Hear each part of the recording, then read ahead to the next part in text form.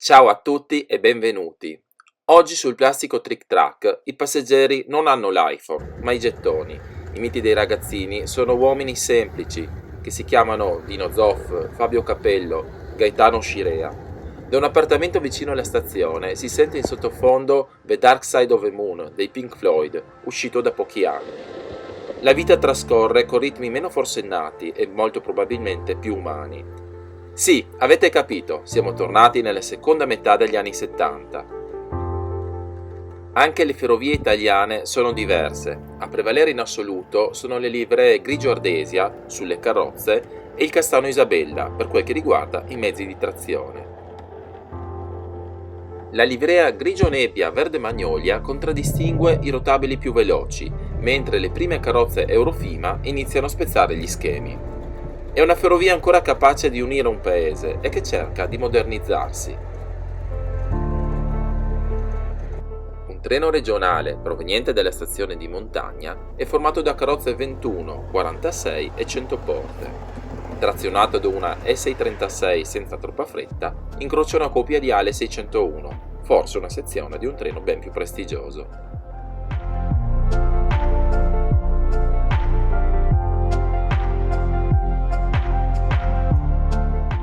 Una E646, 4320 kW, 140 km/h di velocità massima. Non serve di più per portare a destinazione un treno rapido, composto da carrozze X, una moderna Eurofima e un bagagliaio tipo 49.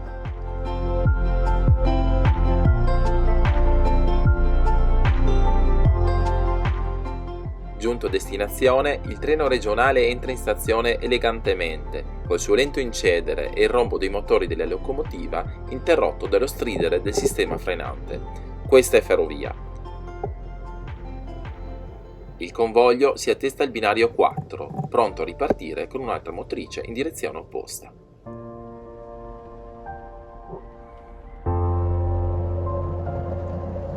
Sto procedendo, seppur lentamente, con la scenografia del plastico.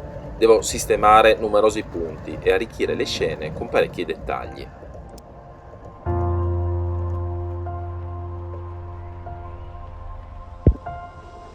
Soprattutto la stazione appare spoglia, pian pianino le daremo vita, ne parleremo certamente in qualche prossimo video.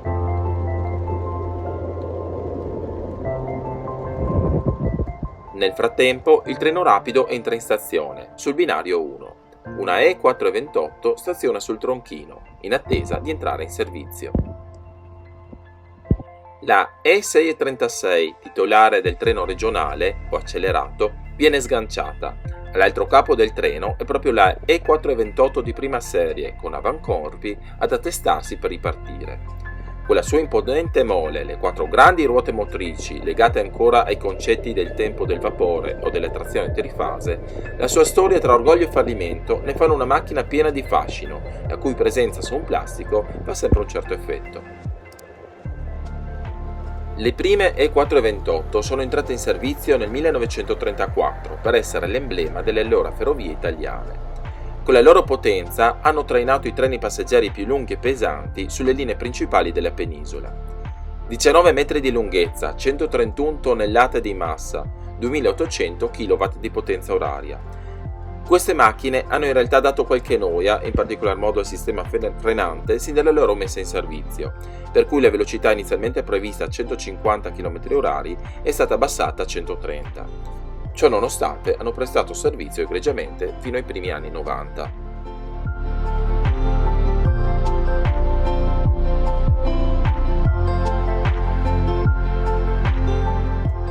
Gli anni 70 dal punto di vista ferroviario rappresentano anni di importanti novità. Accanto a rotabili di vecchia concezione si inizia a testare l'elettronica di potenza, in particolar modo sulla E444005 Full Chopper costruita appositamente. Entrano in servizio i primi Caimani, i primi treni navetta destinati ai pendolari, ma siamo anche negli anni dei viaggi di lusso, dei Trans-Europe Express, dell'abbandono del sobrio grigio ardesia in favore di nuove sgargianti livree. Si punta in generale all'aumento delle velocità. Per oggi è tutto, spero questo viaggio nel passato sia stato di gradimento. Io e Trick Track vi aspettiamo, come di consueto, al prossimo video.